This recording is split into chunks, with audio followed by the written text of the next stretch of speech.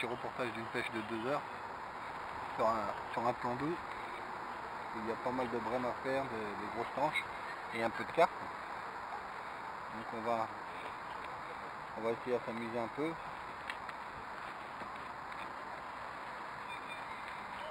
Donc on va tester ça. Une belle petite canne à l'anglaise. Donc là elle est en 3,30 m. Comme il y a pas mal d'arbres au-dessus de moi, une 3,90 m ça aurait été impossible de jeter. Donc là je vais pouvoir jeter sans problème. On va tester ça. Au niveau du fil, je vais mettre sur la bobine du 16 centièmes. Et en bas de ligne, je vais pouvoir pêcher en 12 voire 14. 12 centièmes ou 14 centièmes, on verra bien le poisson qui va être pris pendant cette petite pêche. Donc surtout toujours bien aligner les anneaux. On met à l'envers, on regarde, si tout est bien aligné, voilà, c'est nickel. Au niveau du moulinet, j'ai pris le Simba, c'est le Simba 4000. Je vais pêcher avec un petit flotteur, un flotteur de 2 grammes, voire 3 si le vent il se lève. Au niveau d'amorçage, j'ai pris des pelets surdosés. Donc pelets surdosés qui trempent dans de l'eau avec de l'aminofisher. On va pouvoir faire après des boules avec et amorcer 4-5 boules et après on va refonder pendant toute la partie de pêche. On va monter la ligne et on verra ça après. Donc au niveau de l'amorçage, je vais jeter des boules de pellet. Donc c'est du pellet surdosé avec de l'aminofisher dans l'eau de trempage. Donc après on obtient de belles boules bien collantes qui permettent de les jeter à la main.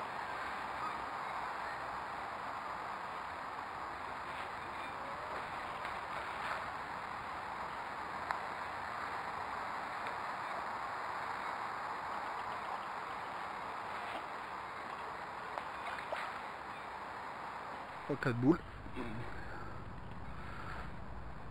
Et ce qu'on peut voir à la surface, c'est que ça crée un nuage. La l'aminofisher il crée un nuage en descendant, tout ça. C'est très intéressant. On va surtout souvent rappeler pendant la partie de pêche.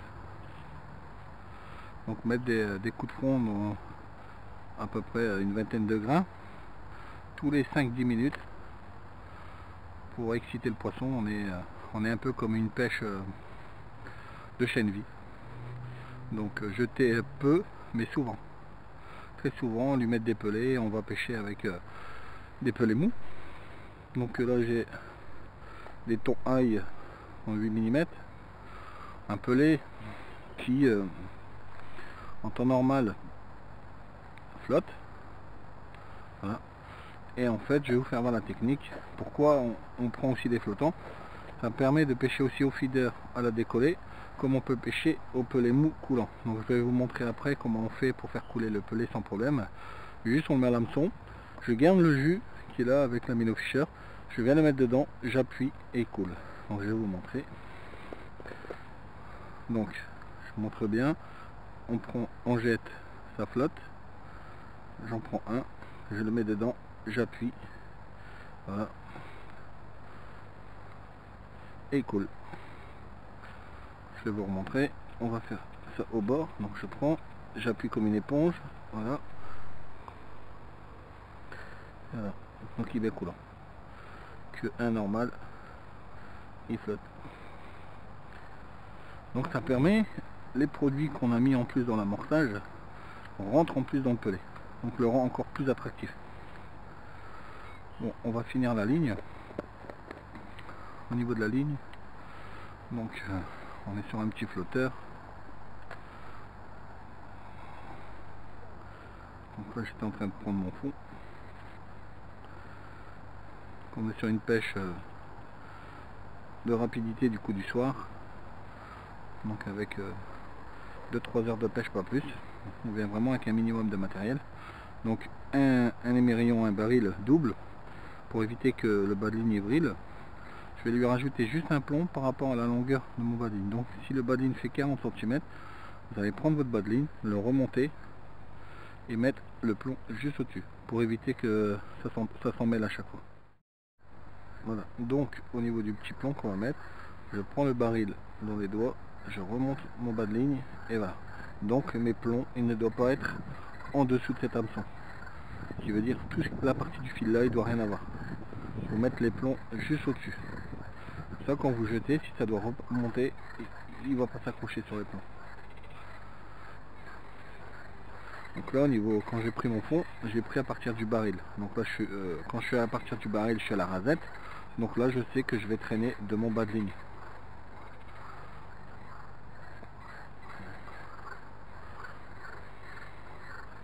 Surtout toujours prendre un repère. Donc souvent, je prends l'hameçon, je me mets au niveau du porte-moulinet et je regarde où arrive le flotteur.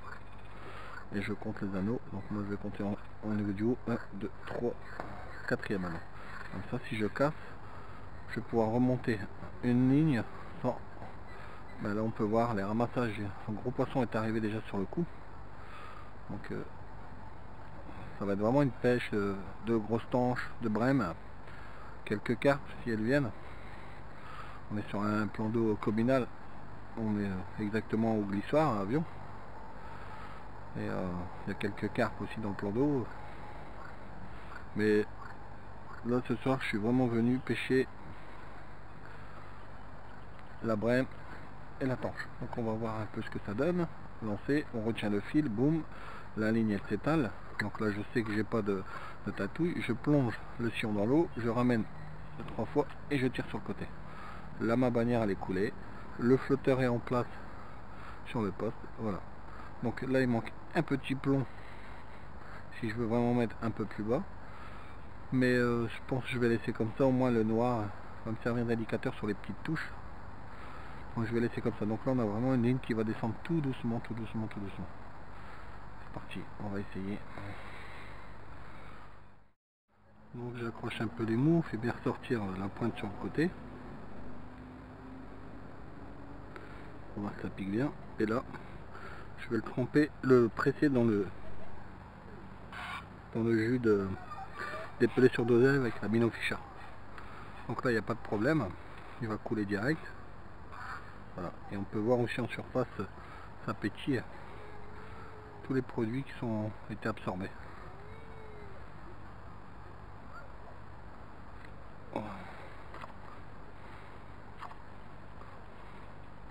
On peut voir déjà des ramassages. Donc ne pas oublier à chaque fois mettre une dizaine de grains et fonder.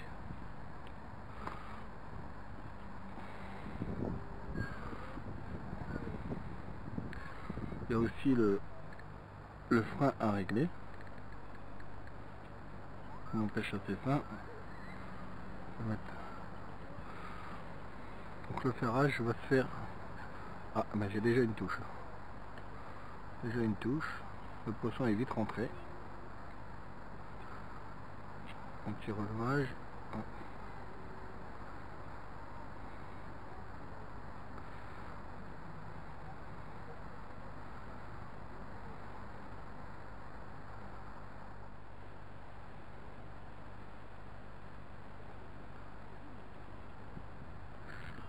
Voilà, là le premier poisson.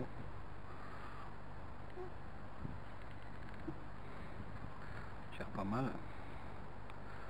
Ça fait quoi à peu près 10. Oh là, on voit tous les ramassages. Donc ça à mon avis a fait fuir pas mal de poissons. On peut voir, hein, on a amorcé il y a quoi, il y a à peine 10 minutes. Le pelé travaille très très fort au fond, le poisson. On rentre tout de suite.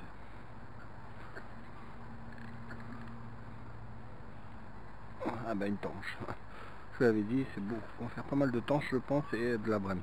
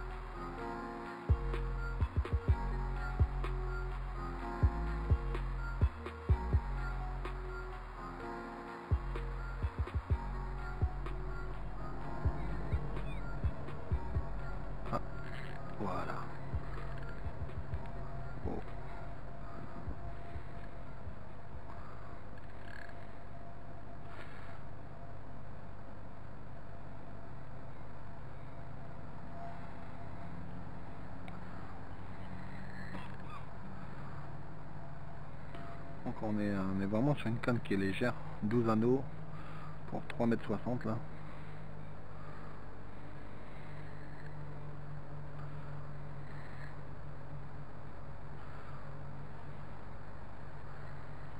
Ouais, Brème.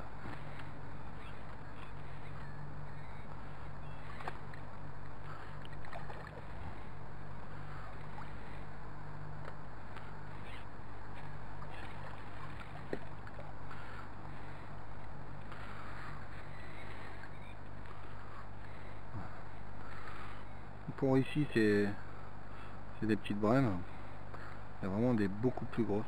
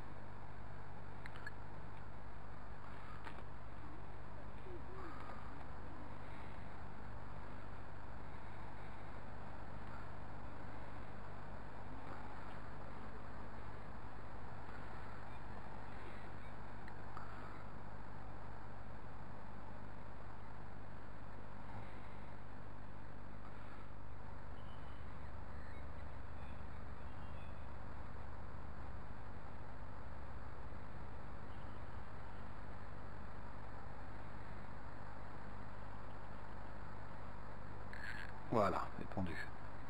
Bon, là, c'est pas mal ici. Ça va être une brème.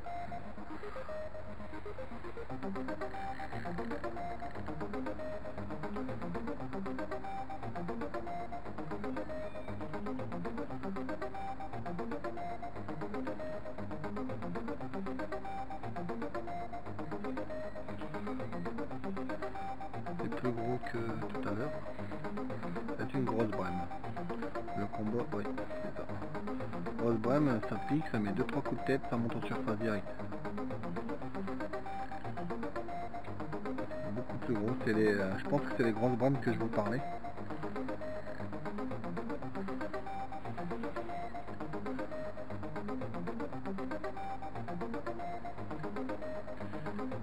Il y a des brèmes entre 3 et 4 kg ici.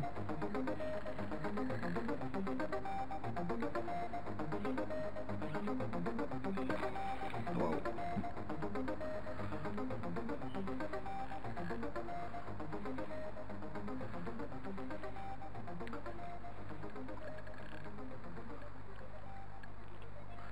Voilà.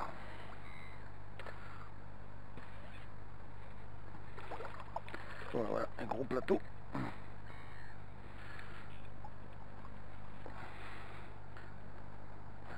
Je savais même pas la prendre. Si, c'est bon. Elles sont toujours prises au bord. Hein. Voilà, un gros plateau. Allez ma belle.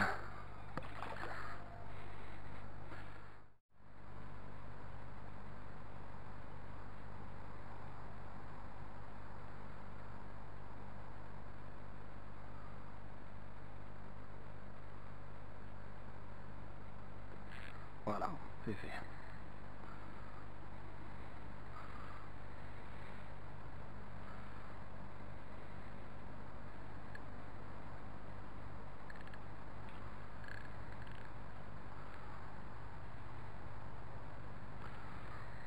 Un beau poisson.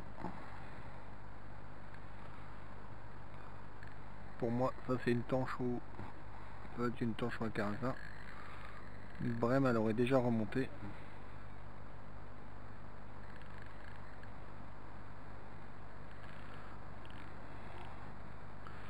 Et voilà, un carassin.